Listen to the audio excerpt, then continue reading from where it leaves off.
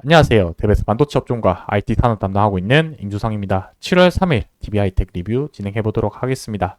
자, 오늘 제가 IR 담당자분이랑 통화를 하고 나서 테슬라와 관련된 이슈 사항에 대해서 좀 질의응답을 하게 되었습니다.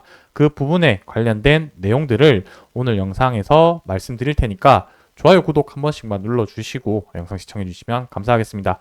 자, 먼저 지난번에 이슈됐던 내용들을 다시 한번 조금 살펴보고 넘어가 보려고 하고 포인트들 정도만 위주로 확인하고 넘어가 보도록 하겠습니다.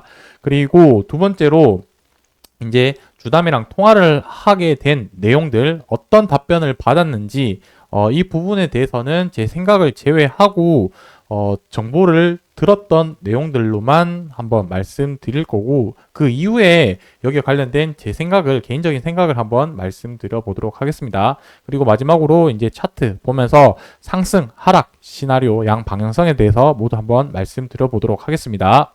자, 지난 6월 20일 날 주가가 반등 크게 한번 하게 되었는데 그때 이슈 사항들을 다시 한번 좀 점검을 해보자면 DB 하이텍의 테슬라 반도체 위탁 생산 소식에 주가가 상승을 하게 되었습니다. 자, 여기서 우리가 확인해야 될 키워드 다시 한번 좀 정리를 하고 넘어가자면 첫 번째는 어떤 제품을 생산했는지가 좀 핵심 키워드인데 결국에 이 실리콘 카바이드 링과 관련된 전기차 부분과 관련된 전력 반도체 생산 이 부분이 핵심 키워드다라고 좀 봐주시면 좋을 것 같고 그리고 두 번째로는 최종 고객사 그러니까 DB 하이텍의 고객사가 테슬라인 부분이 아니었고 이 중간 고객사인 중국 팹리스 기업의 팹리스 기업으로 납품을 하는 이런 구조였다라고 보시면 될 것 같습니다. 그래서 엔드 고객사, 최종 고객사가 테슬라인 건 맞지만 이제 여기서 언론에서 나온 내용들을 말씀드리는 겁니다. 최종 고객사는 그 테슬라가 맞지만 그 중간에서 설계하는 팹리스 기업에서 이제 DB 하이텍으로 위탁 생산을 했다. 이렇게 이해를 해 주시면 좋을 것 같습니다. 그래서 밑에 내용을 좀 추가적으로 더 말씀드리고 싶은 부분은 무엇이냐면 여기 뉴스 기사에는 안 나오는데 제가 다른 기사로 가지고 한번 말씀드려 보도록 하겠습니다. 제가 이 내용을 말씀드리고 싶었는데 기업 관계자 이제 테슬라와 팹리스 기업, 이 팹리스 기업이 이제 중국 기업이라고 보시면 될 것 같습니다. 6월이랑 10월에 DB하이텍 팹 실사에 나설 예정이다. 그래서 6월에 팹리스 단독으로 진행을 하고 여기 중국 기업이죠. 이 부분을 이제 7월이 되면서 6월 달에 한다라고 했으니까 실질적으로 진행이 됐는지 안 됐는지 이 여부를 말씀드리려고 통화를 했었고 그 부분에 대해서 지금부터 하나씩 말씀드리도록 하겠습니다. 자, 일단은 제가 통화한 내용부터 조금 들려드리도록 하겠습니다. 회사 DB 하이텍입니다. 연결 후에는 서비스 품질 향상을 위해 통화 내용이 녹음됩니다. 한국어 서비스는 아니라 연결해 드리겠습니다. 전환 중입니다. 잠시만 기다려 주십시오. 감사합니다. DB하이텍에 받겠습니다. 이렇게 통화를 직접 걸어서 IR 담당자분이랑 통화를 했고 요게 뭐 이제 전부 내용인데 하나씩 좀 말씀드려 보도록 하겠습니다. 어쨌든 언론에서 지금 DB 하이텍으로 생산한다라는 부분들은 이 IR 담당자께서 공식적으로 발표한 자료가 아니라고 이렇게 좀 얘기를 했습니다. 이 부분이 어떤 의미를 가지냐면 우리가 공식적으로 발표한 게 아니니까 여기와 관련돼서 얘기를 하지 않겠다라는 부분으로 저는 좀 해석을 했었고요. 여기서부터 좀 답변 명확하게 좀 받기가 좀 어려웠었는데 제가 질의를 하고 응답 받은 내용은 두 번째는 첫 번째부터 그렇게 좀 여쭤봤었습니다. 중국 팹리스 기업에서 6월 달에 실사를 하기로 했었는데 실질적으로 했느냐라고 얘기를 했는데 이 부분에 대해서 명확하게 답변은 하진 않았고 이제 좀 계속해서 좀 돌려서 대답을 들었습니다. 테슬라는 고객사가 우리 고객사가 아니다. 우리는 팹리스 기업과 거래를 한다라고 얘기를 했었고요.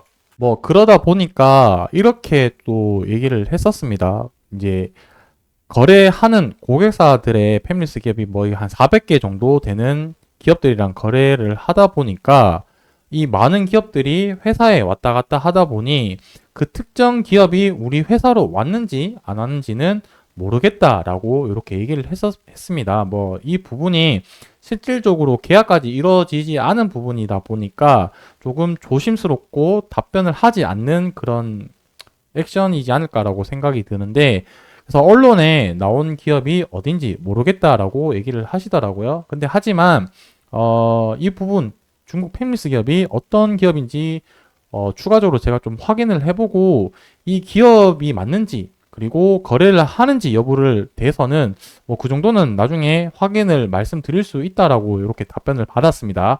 그래서 제가 추후에 이 중국 팹리스 기업이 어떤 기업이 테슬라랑 거래를 하고 있는지 한번 좀 찾아볼 거고, 혹시 알고 계시는 분 계신다고 한다면 댓글로 좀 남겨주시면 제가 또 자료를 찾아보는데 시간을 또 아낄 수 있으니까 그렇게 좀 도와주시면 감사하겠습니다. 그래서 뭐 또 마지막으로 답변한 부분이 다품종 소량 생산, 이죠. 이제 메모리 반도체와 다르게 시스템 반도체 같은 경우는 주문 제작으로 하고 소량 생산, 다양한 제품을 소량 생산을 하기 때문에 이 부분이 실질적으로 매출에 큰 영향이 있을까라는 좀 의문식으로 저한테 좀 얘기를 해 주더라고요.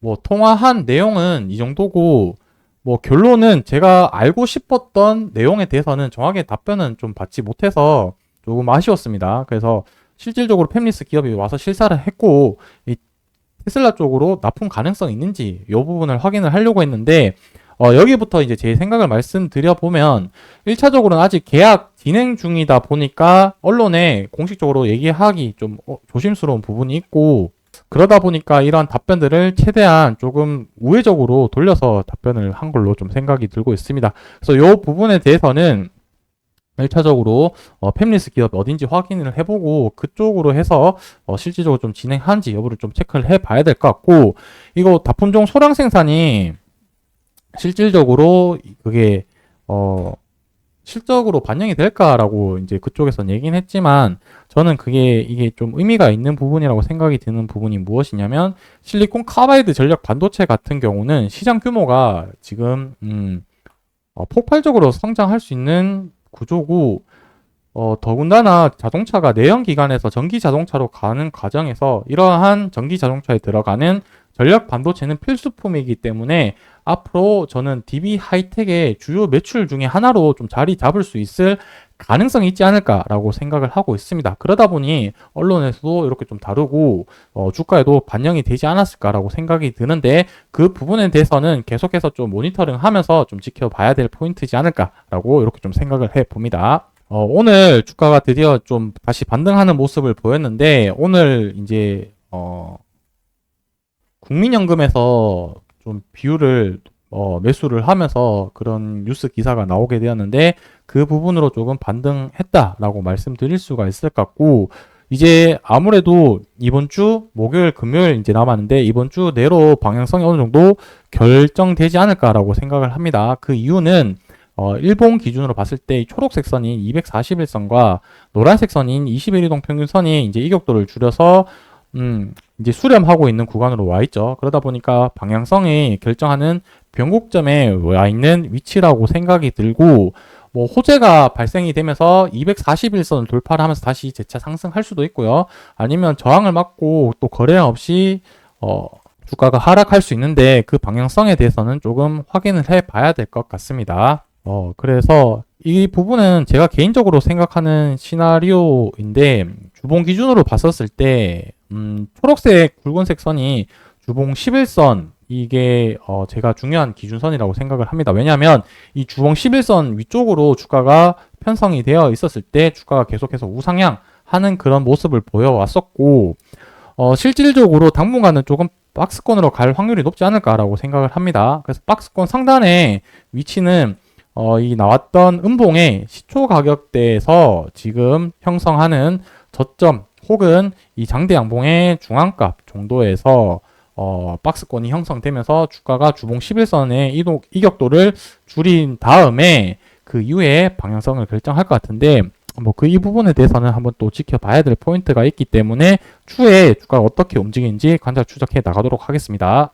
오늘 영상은 제가 여기까지 준비를 했고, 추후에 제가 방금 말씀드렸던 DB 하이텍과 관련된 중국 펜리스 기업이 어디 쪽인지 확인을 해보고, 또 그 부분이 확인이 되면 또 영상에서 말씀드릴 거고, 뭐 그 외적으로도 주가 변동성이 있거나 이슈 사항 있으면 영상에서 말씀드릴 테니까 좋아요, 구독 한 번씩 눌러주시고 관련된 영상 계속 시청해 주셨으면 감사하겠습니다.